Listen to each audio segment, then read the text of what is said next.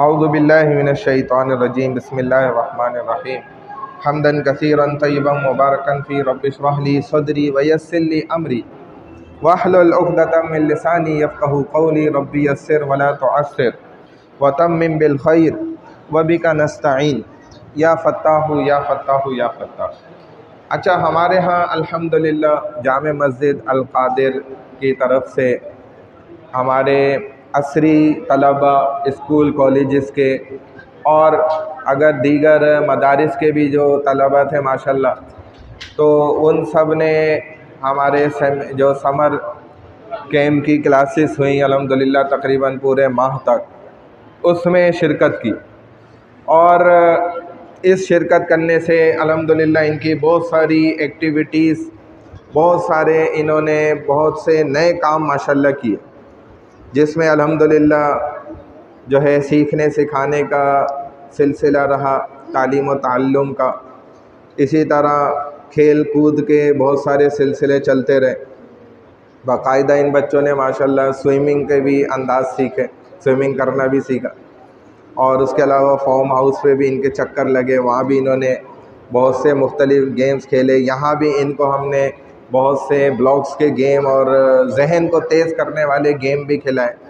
پھر اسی طرح ان کو جو ہے نا الحمدللہ تیر اندازی بھی سکھلائی، کراٹے بھی ان کو سکھلائے گئے، باقی بھی بہت ساری ایکٹیویٹیز الحمدللہ ان کو کرائی گئی، اور باقاعدہ جو ہے پروجیکٹر پہ بھی ان کو جو ہمارے بڑے بڑے غزوات واقعات پیش آئے ہیں وہ سارے بھی الحمدللہ ان کو جو ہے نا پڑھائے اور سکھلائے گئے۔ تو سارے معاملات کا اصل مقصد اور نچوڑ جو تھا نا وہ میں عرض کرنا چاہ رہا ہوں۔ ان تمام ایکٹیویٹیز اور ان بچوں کو مسجد میں اس طریقے سے جوڑنے کا اصل مقصد یہ ہے کہ ہمارے محلے کے جتنے بھی بچے ہیں یہ مسجد کے ساتھ کیسے جڑ جائیں۔ ہمیں ان کو اپنے ساتھ جوڑنا کوئی مقصود نہیں ہے، نہ ہمیں جو ہے نا ان سے کوئی غرض ہے، نہ ہمیں ان سے کوئی پیسہ چاہیے، صرف اور صرف جو ہمارا مقصد ہے اللہ کے واسطے، بس یہ اللہ سے ان کا تعلق جڑ جائے۔ مسجد سے جس کا تعلق جڑ گیا گویا اللہ سے اس کا تعلق خود بخود جڑ گیا، کیونکہ مسجد کس کا گھر ہے بھائی؟ اللہ کا گھر ہے۔ تو مسجد کے ساتھ تعلق کیسے جڑتا ہے؟ سب سے پہلی نشانی اور علامت اس کی یہ ہے کہ 5 وقت کی نماز کا اہتمام مسجد میں باجماعت تکبیر اولیٰ کے ساتھ کرنا۔ اس سے پتہ چلتا ہے کہ بھائی کتنا ہمارا گہرا تعلق ہے مسجد کے ساتھ۔ دیکھو ادھر بھی ماشاءاللہ ایسے بچے بیٹھے ہوئے ہیں جو فجر میں بھی پابندی سے آتے ہیں، اور ان کو اس بات پر الحمدللہ انعامات بھی ملے پچھلے مہینے۔ یہ 2 بھائی سامنے بھی بیٹھے ہوئے، کھڑے ہو جاؤ ذرا تمہیں سب دیدار کر لیں۔ دیکھو یہ بچہ اگر فجر میں روز آ سکتا ہے، ادھر گھماؤ چہرہ، تو اس کا مطلب ہے ہم سب آ سکتے ہیں۔ اس بچے کی عمر کیا ہوگی؟ 10 12 13 14 سال۔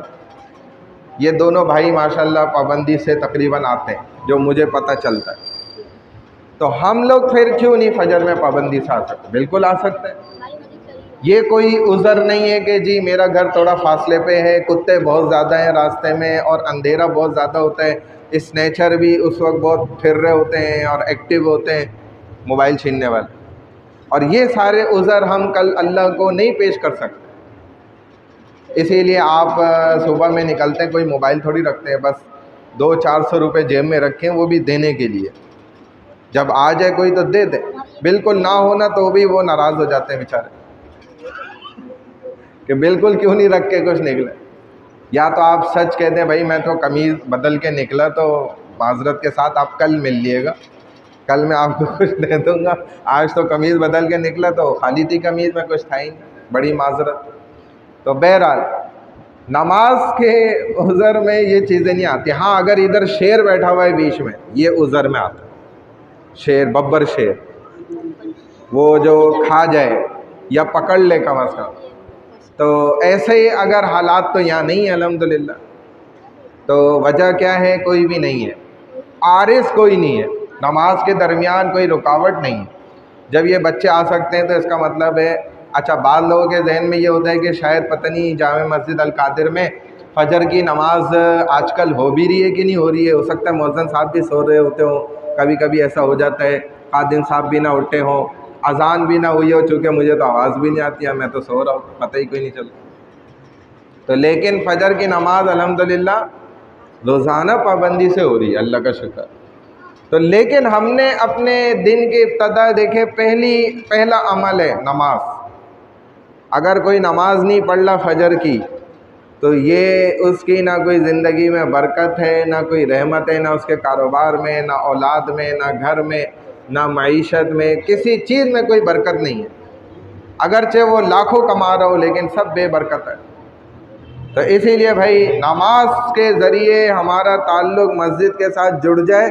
ان تمام کاموں کا اصل مقصد اور نچوڑ اگر یوں کر کے ایک قطرہ نکلے نا تو وہ یہی ہے کہ ہم کیسے اللہ کے گھر کے ساتھ جڑ جائیں.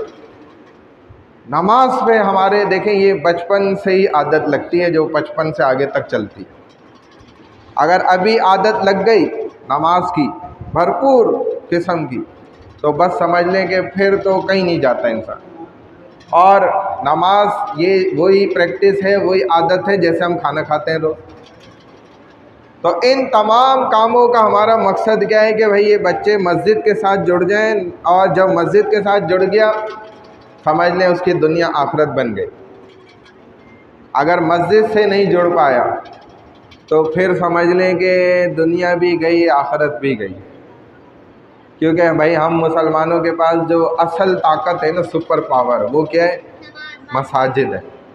مساجد میں اگر ہم آ رہے ہیں تو ہم لازمی نماز بھی پڑھیں گے، ساری عبادات بھی کریں گے.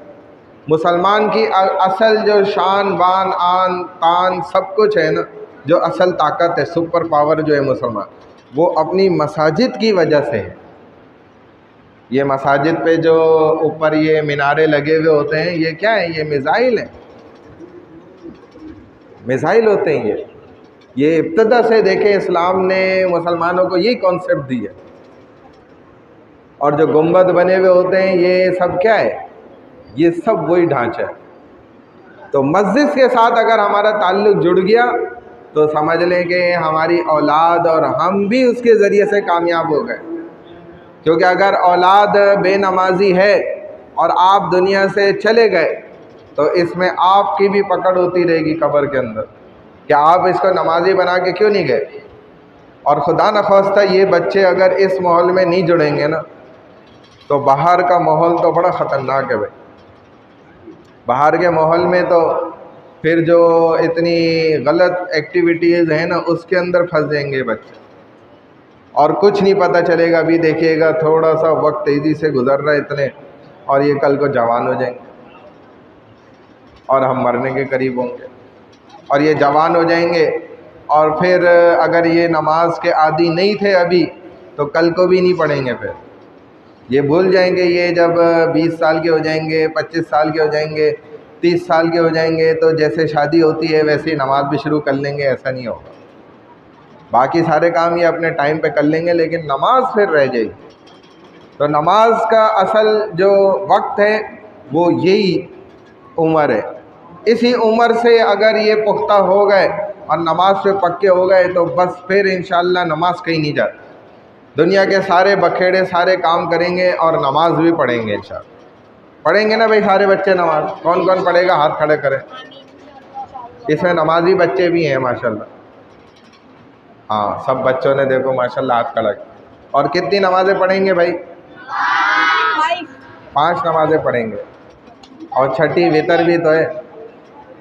وتر بھی پڑھیں گے نا، چھٹی وتر ہے. ہاں تہجد کا بھی اہتمام کریں. اگر اٹھ جائیں تو نہیں اٹھتے تو لیکن یہ نہ کریں کہ تہجد پڑھ لی اور فجر سے پہلے سو گئے. یہ بھی غلط ہے. بھلے تہجد چھوڑ دیں لیکن فجر لازمی پڑھنی اور بغیر قضا کیے پڑھنی، اور مسجد میں تکبیر اولیٰ کے ساتھ جماعت کے ساتھ پڑھنے کا اہتمام کریں. دعا پڑھ کے گھر سے نکلیں انشاءاللہ کوئی کتا نہیں کاٹے گا آپ کو، نہ انسانوں والا نہ جانوروں والا. بات سمجھ رہے ہیں؟ ہاں اس کا اہتمام کرنا ہے.